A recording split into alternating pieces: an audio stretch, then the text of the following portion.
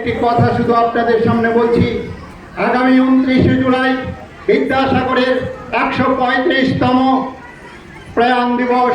সেই বিদ্যাসাগর সম্পর্কে আজকের এই অনুষ্ঠানে যদি আমি একটি কথা না বলি, তার এই অনুষ্ঠানের হয়তো সার্থকতা থাকবে না।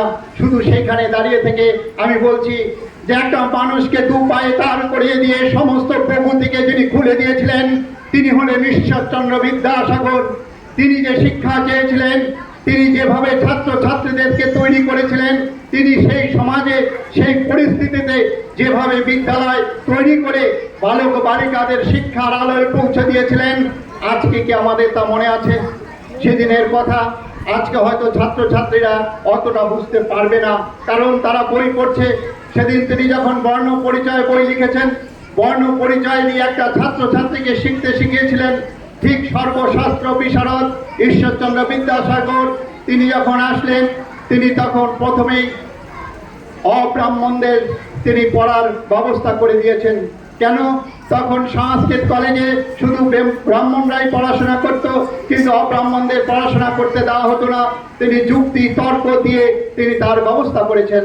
তিনি বর্ণ পরিচয় বই লিখে ছোট ছোট শিশুদের পড়ার সুযোগ করে দিয়েছেন। তিনি বালিকাদের জন্য বিদ্যালয় স্থাপন করে বালিকাদের পড়ার সুযোগ করে দিয়েছেন। আজকে সেই পাশ্চাত্য শিক্ষার সঙ্গে যদি আমরা একটু তুলনা করি, আজকের শিক্ষা ব্যবস্থা আমাদের কতটা ভয়াবহ তা ভাবতে অবাক লাগে। সেই কথা একটি কথা আপনাদের সামনে আমি তুলে ধরছি।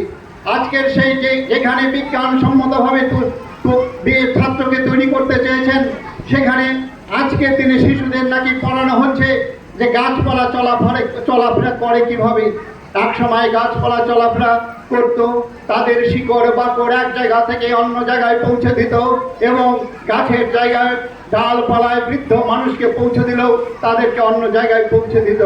তারপর একদিন এই গাছপালা চলাফেরা করে না, কারণ তারা দর্শিয়েছেন যে সেখানে এত ভারী বোঝা চাপিয়ে দেওয়া হয়েছে, তা দেখে বিদ্রুপের হাসি দেখে গাছপালার চলাফেরা করে না। একবার ভাবুন, আজকের দিনে বিজ্ঞানসম্মতভাবে ছাত্রছাত্রী তৈরি করার বদলে আমাদের শিক্ষা ব্যবস্থায় কি পাঠ্যসূচি। আমি একটা কথাই বলতে চাই, যদি এটা গল্প হয় তাহলে গল্প বইয়ে নাই কেন, এটা পাঠ্য বইয়ে কেন? সুতরাং ছাত্রছাত্রীকে যুগোপযোগী পূর্ণাঙ্গ মানুষ হিসেবে গড়ে তুলতে আমাদেরকে যেভাবে আপনারা এগিয়ে আসছেন, সেইভাবেই তীব্রতরভাবে এই আন্দোলনে ঝাঁপিয়ে পড়তে হবে। যে আন্দোলনে কবিগুরু রবীন্দ্রনাথ ঠাকুর বলেছিলেন, শিক্ষা আন্দোলন সব থেকে কঠিন, আর সেই আন্দোলন চলেছেন প্রাথমিক শিক্ষা উন্নয়ন পর্ষদ। প্রাথমিক শিক্ষা উন্নয়ন পর্ষদে মাত্র